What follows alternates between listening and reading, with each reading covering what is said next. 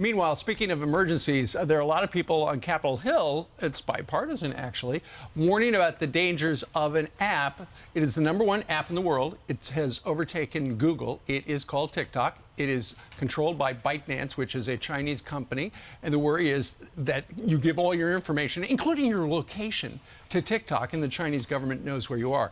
Yesterday, we told you about how Josh Hawley in the Senate had a proposed bill where they would ban it on government devices. And then late yesterday, Nancy Pelosi said, I don't see that coming up before the end of the term.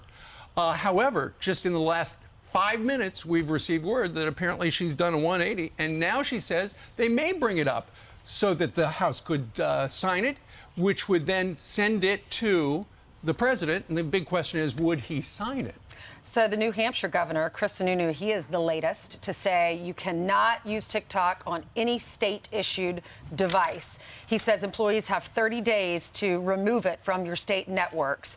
That is number 14. There are 14 states so far that have banned it on state devices. And it's up to it's Silicon Valley, or wherever you are on social media. Go mirror what TikTok does, and you'll be extremely rich. There's huge lobbyists, very well-known lobbyists, working Capitol Hill to make sure TikTok is not taken out entirely. One person that understands what goes on and has got his ear to the ground with the pulse of the people is Joe Rogan. This came up on his podcast. Listen.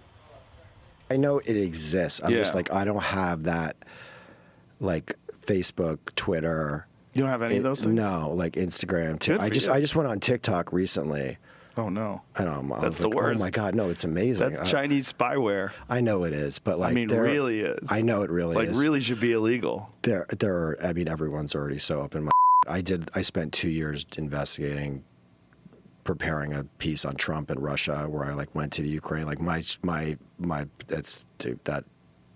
that horse left the barn a while ago. What was the that Chinese like? can have what they want. They just there's nothing in there anyway. Right. That guy is Mark Bowl. He's actually been on our program. He is a journalist. He's a writer. He's a producer. He did Hurt Locker. So he was talking about how he tried to get his word out. You know, it's interesting. Yesterday, Karine Jean-Pierre said that the White House does not allow TikTok on their devices, on the government devices in the White House for security reasons. But she did not say whether or not White House staffers can have it on their personal devices for security reasons. Because if you've got a government phone right here and your personal phone right here, it's not on this one, but it's on this one. What's the difference? I know people in the federal government who have TikTok.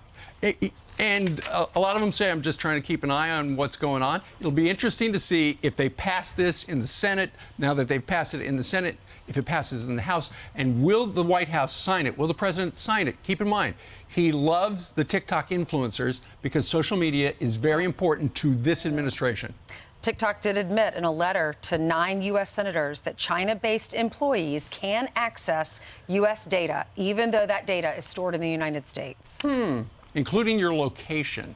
I'm Steve Doocy. I'm Brian Kilmeade. And I'm Ainsley Earhart. And click here to subscribe to the Fox News YouTube page to catch our hottest interviews and most compelling analysis.